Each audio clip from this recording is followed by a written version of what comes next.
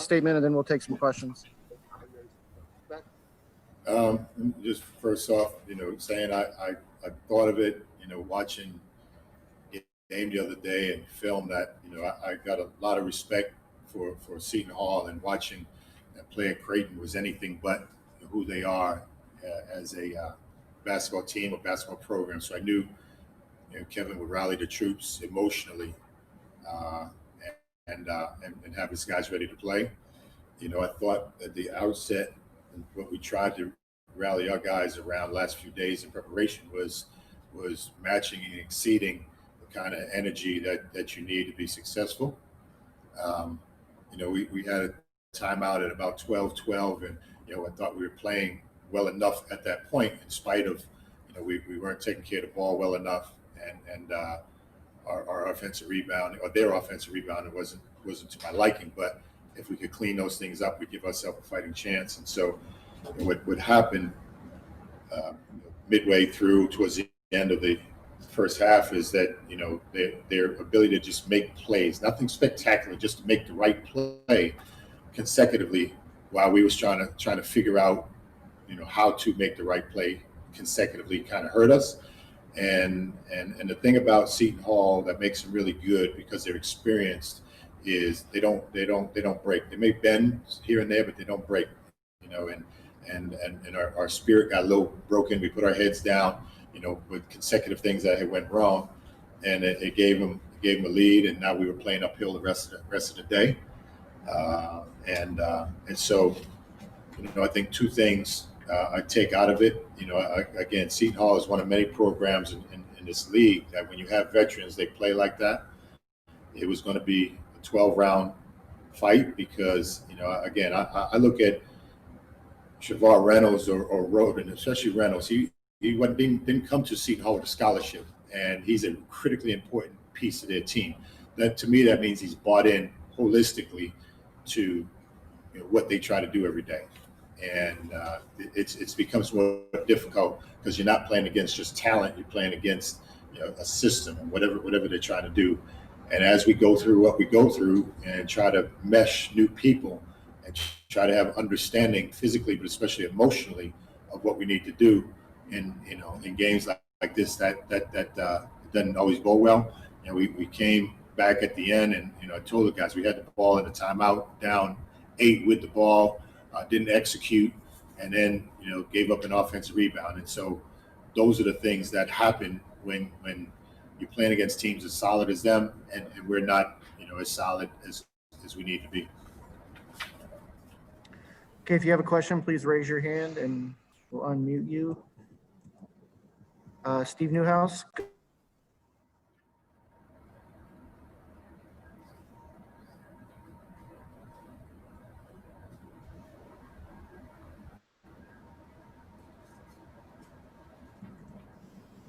Hang on, Steve. Let me unmute. All right, go ahead, Steve. Now. Okay, good. Hey, Dave. Wanted to get your thoughts on the defensive effort by the team there in the second half. Our team or theirs? By DePaul in the second half. Yeah, I mean, as I said, I don't know that defense. Defense is a collection of guys that play extremely hard, that they communicate, they support each other, and ultimately trust each other. And so there are only a few spurts throughout the game, maybe a little bit in the second half, that defensive energy and collectiveness picked up to the level that it matters. And as I told them after the game, I think and I thought that we have potential to be a much better defensive team, because individually we have guys that know how to defend, but we're certainly not where we need to be, and understanding that the defensive trust and chemistry is counted on play after play. So in the second half, when it kind of picked up, it was more coming from behind, or a place of looking and playing uphill, as opposed to dictating the spirit of the game in the second half, because it was a one possession game, or you were up or down a few points, whatever, where that defensive effort would have come into play. Next question from Lawrence Kramer. Coach, could you just talk about the foul trouble you guys got early on into the game? Do you think it was down to the refs calling a tight game, or do you think you guys got a little too aggressive on the defensive end? No, Lawrence, the statistics will tell you that they're the best team in this league and one of the best in the country at drawing fouls. And so that was part of my message coming in about how to avoid fouling. And we didn't do a good job, especially in the first half. Closeouts should not be met with hands to the body, because referees call that. And so things like that, are what got us in trouble. But they're a team that is a very, very lengthy attacking team, so they draw a lot of fouls. That was more the reason.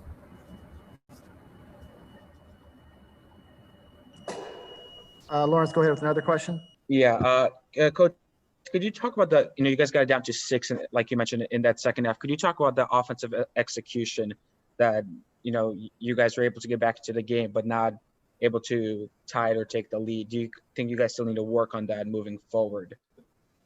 Well, we got to keep working. It's certainly not at the level that you would want to be in the middle of January.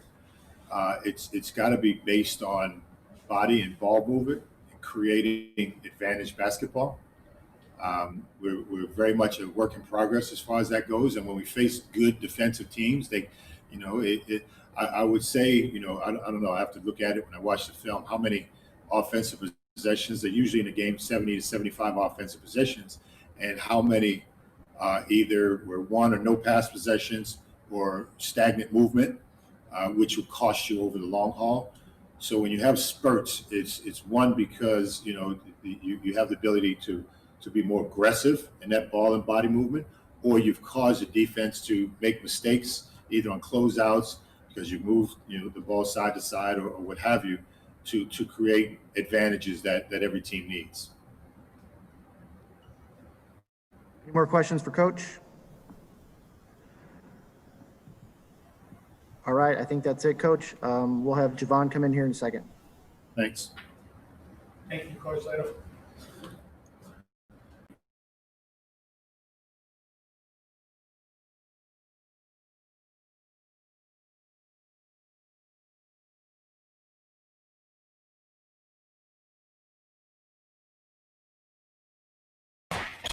You can pull your mouse. Go ahead and raise your hand if you got a question for Javon.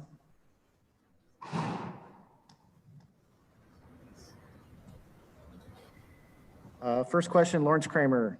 Go ahead. Javon, could you talk about just your offensive production tonight? Today you scored 22 points. Just if you felt like you needed to just to step it up a little bit with some of your teammates getting in foul trouble early on.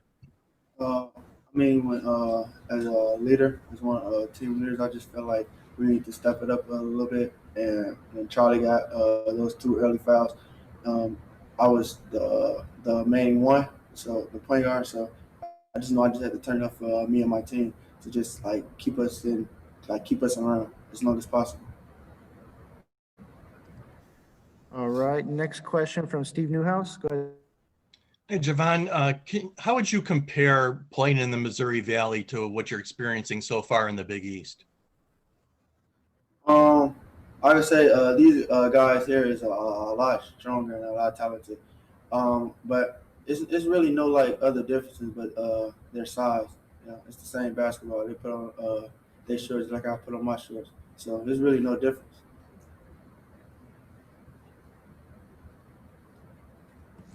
Another question from Lawrence. Go ahead, Lawrence. Yeah, Javon, could you talk about the offensive execution that you guys, still trying to work on? You guys had 12 turnovers in the first half. Just how close do you think you are to being more of a complete team on the offensive end? I can say we're getting real close. As all of us, it's a lot of new guys on the floor, so we're all just trying to talk about things that we need to look out for. And we have freshmen that's playing a lot of minutes that he's still trying to figure stuff out. So I just think as long we go along, we're gonna figure things out.